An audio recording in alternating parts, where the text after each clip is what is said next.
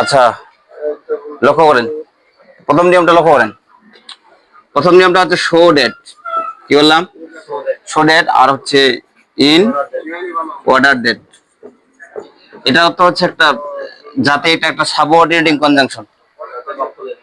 You have to be attentive to your lesson. দেখো দেখো, show date আর একটা কি ইন অর্ডার ডেট। এটার অর্থ হচ্ছে যাতে। কি বললাম? যাতে অথবা যাহাতে। তো এটা রেজাল্ট প্রকাশে ব্যবহার হয় কমপ্লেক্স সেন্টেন্সের একটা সাবঅর্ডিনেটিং কনজাংশন। কোন সেন্টেন্সের? কমপ্লেক্স সেন্টেন্সের সাবঅর্ডিনেটিং কনজাংশন। কথা কি বুঝছো? আচ্ছা, এটার একটা স্ট্রাকচার মেনে এটা ব্যবহার হয়। কিরকম? একটা এই যে এইভাবে একটা সাবজেক্ট থাকবে, এরপরে ভাব থাকবে। কথা কি বুঝছো? আর ভাব থাকলে অবজেক্ট কিংবা এক্সটেনশন থাকতে পারে। এখানে অর্থাৎ এখানে একটা ক্লজ দেওয়া থাকবে। কি দেওয়া থাকবে? ক্লজ। ক্লজ কাকে বলে? যার মধ্যে একটা সাবজেক্ট থাকবে আর একটা ভাব থাকবে, এবং কমপ্লেক্স কিংবা কম্পাউন্ড সেন্টেন্সের অধীনস্থ হবে আর কি। এরপরে থাকবে শোডেট। কি থাকবে? শোডেট। শোডেটের পরে তোমাদের যেটা থাকবে সাবজেক্ট। কি থাকবে? সাবজেক্ট থাকবে। এরপরে ক্যান থাকতে পারে অথবা কুড থাকতে পারে, মেয়ে থাকতে পারে অথবা মাইটও থাকতে পারে। কথা কি বুঝছো? এরপরে ভার্বের ভিউয়ার থাকবে, এরপরে অবজেক্ট এক্সটেনশন থাকবে। কথা কি বুঝছো? এখন তোমাদের গ্যাপটা কোথা থেকে থাকতে পারে? সুইটেবল ওয়ার্ড যখন ব্যবহার করবে তোমাদের, বিশেষ করে শোডেটের জায়গায় তোমাদের গ্যাপটা বেশিরভাগ থাকবে আর কি। কথা কি বুঝছো? আচ্ছা, তা ওকে কিরকম, আমি যদি একটা এক্সাম্পল দিই তাহলে বিষয়টা বুঝে যাবেন। যেমন হি ওয়ার্কস হার্ড, মানে কি বলেন তো? সে কঠোর পরিশ্রম করে। Dash he can shine in life. এই যে লক্ষ্য করো তো, এই যে একটা ক্লজ আছে কি নাই? আছে। ক্লজ মানে সাবজেক্ট আর ভাব থাকবে। এরপরে দেখো সাবজেক্ট প্লাস ক্যান আছে না নাই? দেখো তো সাবজেক্ট প্লাস ক্যান আছে না নাই? আছে না নাই? তাহলে তোমাদের এখানে তোমাদের লিখতে হবে সোডেট। কি বিষয়টাকে বুঝতে পেরেছো? সাবজেক্ট সাবজেক্ট এদিকে একটা বাক্য থাকবে, এরপরে গ্যাপ থাকার পরে সাবজেক্টের পর ক্যান কুড অথবা মে মাইট থাকবে। তাহলে বুঝতে হবে এখানে কি বুঝবে? সোডেট ব্যবহার হবে। কি কথা কি বুঝছো? এক্ষেত্রে এটা যদি পাস্ট টেন্স হয়, এটা যদি ওয়ার্কটা পাস্ট, ওয়ার্কের পাস্ট ওয়ার্ক না, ইডি করে দিলে পাস্ট টেন্স হয়ে যায় না? তখন এটা কিন্তু তখন এটা কুড হয়ে যাবে। কথা বুঝছো? এক্ষেত্রে তোমাদের শুধু এই ক্ষেত্রে দিয়ে স্পেশাল শুধু সুইটেবল ওয়ার্ডের ক্ষেত্রে এটা শিখবে এটা না, রাইট ফর্ম ভার্বের ক্ষেত্রে এটা একটা শেখার বিষয় আছে। কিরকম? এরকম করে দিতে পারে তারা যে হি ওয়ার্কস হার্ড। কি দিলাম? He works hard. এরপরে দিলাম যে সো দ্যাট। কি দিলাম? So that. তারপর লিখে দিল he sign in life. Sign in life. কথা কি বুঝছো? তাহলে দেখো তো সো ডেটের পরে আমরা কি স্ট্রাকচার আছে, সাবজেক্টের পর ক্যান নিতে হয় অথবা মে নিতে হয়। তাহলে উত্তরটা করার সময় কি কি লিখতে হবে? Can shine. কি লিখতে হবে? Can can shine. কি বিষয়টা কি বুঝতে পেরেছে? এটা কি আর বোঝানোর প্রয়োজন? আচ্ছা, এই বেশি সময় দিলে পরবর্তীতে সবগুলো কোশ্চেন সলভ করা যাবে না। কথা কি বুঝছো? হ্যাঁ। আর রুলস গুলো তোমাদের বইয়ে লেখা আছে, তোমার সামনে যে বইটা আছে ওটাতে লেখা আছে। কথা কি বুঝছো? এটা কিভাবে ব্যবহার, এটা যদি প্র্যাকটিক্যাল লাইফে তোমরা শিখতে চাও, প্রথমে থাকবে কাজ, পরে থাকবে কাজের ফলাফল। কি বললাম বলেন তো? যেমন উই স্টাডি মানে কি? আমরা লেখাপড়া করি যাতে যাতে আমরা পরীক্ষায় পাস করতে পারি। So that we can pass in the exam. My father work hard, আমার বাবা কঠোর পরিশ্রম করে। সো দ্যাট, যাতে he can support our family. এরকম করে। কথা কি বুঝছো? We went to the market মানে কি? আমরা আমরা বাজারে গিয়েছিলাম। So that we could we could buy something. এরকম করে। কি কথা কি বুঝছো? আচ্ছা, এরপরে দেখেন, এটা তো গেল, তাই না? এবার লিখেন যে রুল 2। আর রুল 2 তে আমরা কোনটা পড়বো? লিস্ট। লিস্ট লিস্ট অর্থ হচ্ছে নতুবা। কি বললাম? নতু বা নচেত। তা না হলে, এটা অর্থ কি? তা না হলে। কি বললাম বলেন তো? লিস্টের অর্থ নতুবা, নচেত, তা না হলে। কি কথা কি বুঝছো? তো লিস্টের একটা স্ট্রাকচার আছে। স্ট্রাকচারটা কি? স্ট্রাকচারটা এরকম, প্রথমে একটা ক্লজ থাকবে। কি থাকবে? ক্লজ থাকবে। আচ্ছা ক্লজ মানে কি বলেন তো? সাবজেক্ট প্লাস ভার্ব থাকবে। কি কথা কি বুঝছো? এরপরে লেস থাকবে। কি থাকবে? লেস থাকবে। এরপরে সাবজেক্ট থাকবে, শুড থাকবে। কি থাকবে? শুড থাকবে অথবা মাইট থাকবে। কথা কি বুঝছো? এরপরে ভার্বের ভি1 থাকবে, অবজেক্ট এক্সটেনশন থাকবে। কি কথা কি বুঝছো? আচ্ছা লিস্ট। আচ্ছা তোমরা কিভাবে বুঝবা যে আমাদের গ্যাপটা এখানে দেওয়া থাকবে? কোথায়? এখানে গ্যাপ দেওয়া থাকবে। কথা বুঝছো? সাবজেক্টের পরে শুড অথবা মাইট থাকবে। এটা কোন ক্ষেত্রে ব্যবহার হয়? আমরা বুঝবো কিভাবে এখানে লেস ব্যবহার হবে? এটার অর্থ হচ্ছে যে কোনো কাজের যদি ভয়, ভীতি বা আশঙ্কা থাকে, কি বললাম? আমরা পৃথিবীতে যে কাজটাই করি না কেন, প্রত্যেকটা কাজের পিছনে একটা উদ্দেশ্য থাকে। কথা বুঝছো না? নাই একটা ভয় থাকে, তাই না? ওই ভয়ে আমরা কিন্তু কাজটা করি। এই যে তোমরা এখন মনে করো পড়তে আসছো, কথা বুঝছো? আচ্ছা পড়তে না আসলে কি সমস্যা হইতো? পরীক্ষায় ফেল করতো। তাহলে তোমরা পরীক্ষায় ফেল করার ভয়ে আসছো। কথা বুঝছো না? নাই ধরে নাও যে বাসটা নেকমরদে আছে, মনে করো 8টায় ছাড়বে। কথা বুঝছো? তুমি এখন এখানে আছো, এখন মনে করো যে 8টা 58 বাজে। এখন তোমাকে দ্রুত হাঁটতে হবে। হাঁটতে হবেটা কেন? বাসটা ধরার জন্য। আচ্ছা মানে বাস ধরার জন্য, তা না হলে তোমরা কি করবা? বাসটা মিস করবা। এই ক্ষেত্রে আমাদের এটা ব্যবহার হয়। কথা বুঝছো?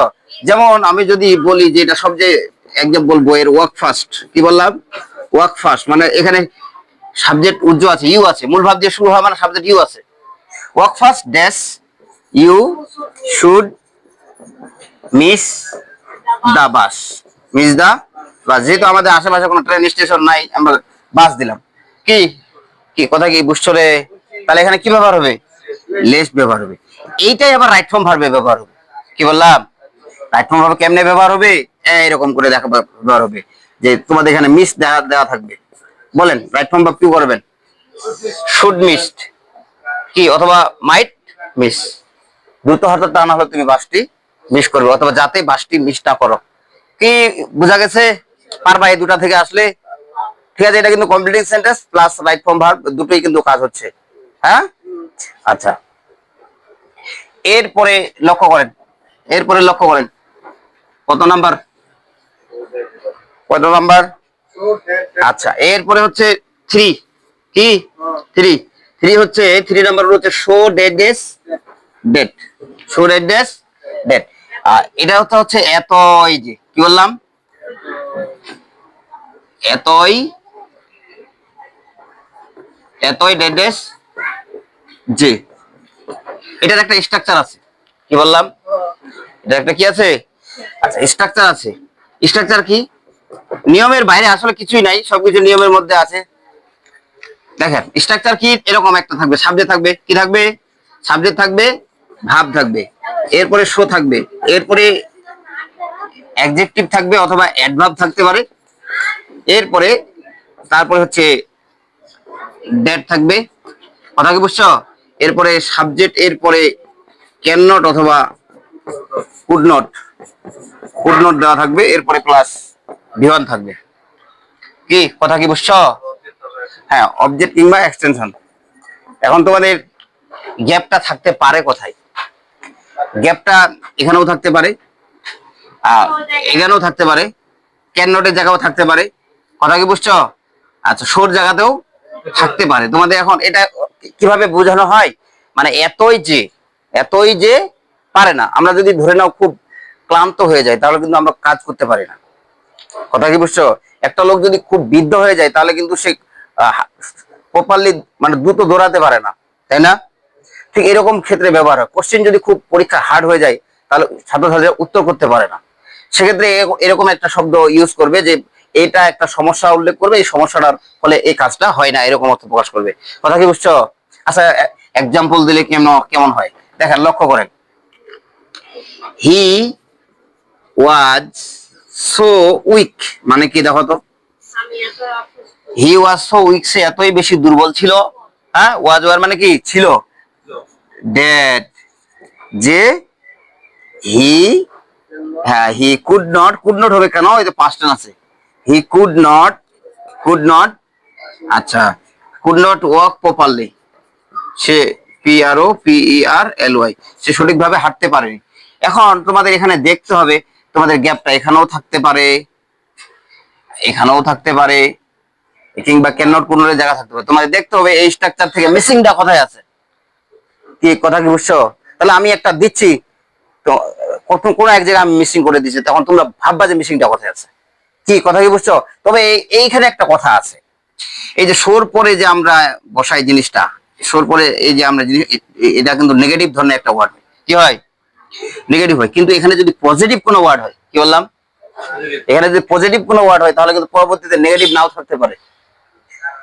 কিরকম? তোমরা এখন প্রায় বলো না যে ছেলেটা এতই মেধাবী, কথা বুঝছো নাই, যেমন সে এতই সৎ যে সে মিথ্যা বলতে পারে না, তো সে মিথ্যাই বলে না, মানে নেগেটিভ নাও থাকতে পারে যদি এখানে যদি নেগেটিভ অ্যাডজেক্টিভ না হয়। আচ্ছা, এবার লক্ষ্য করেন, সি ইজ, সি ইজ, আচ্ছা আচ্ছা দিলাম, be honest, HONEST dash, she can not tell the TRUTH। বলেন এবার কি হবে, বলেন কি হবে, বলেন, এদিকে অ্যাটেনশন দেন। ড্যাড হবে। কি কথা বুঝছো? এখানে ড্যাড হবে, ঠিক আছে। আচ্ছা আমি এইবার এখানে গ্যাপ দিলাম, তাহলে কি হবে? সো হবে। আর এবার এখানে গ্যাপ দিলাম, ক্যান নট হবে। তাহলে এটা বুঝলেই হয়ে গেল তোমার। কি বুঝে গেছো? আচ্ছা এবার চলে যান 4 নাম্বারে। 4 নাম্বারে, আচ্ছা 4 নাম্বারে কি আছে? Age long age, age long age, এর অর্থ হচ্ছে যতক্ষণ পর্যন্ত। কি বললাম? যতক্ষণ পর্যন্ত। আচ্ছা এখানে জায়গা নেই, যতক্ষণ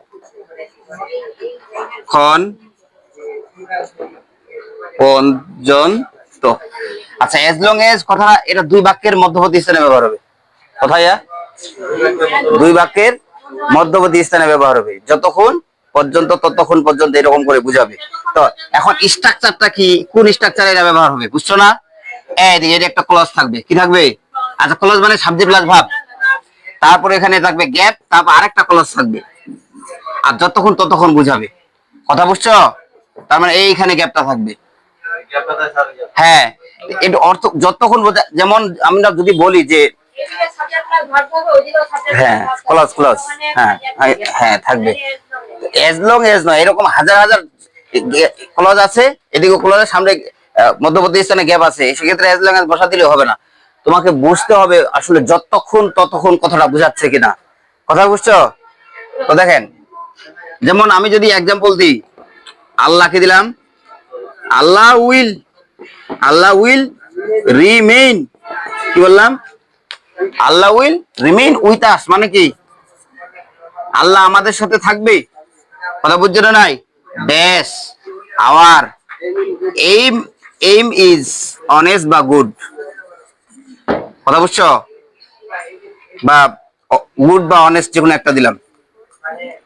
আল্লাহ আমাদের সাথে ততক্ষণ পর্যন্ত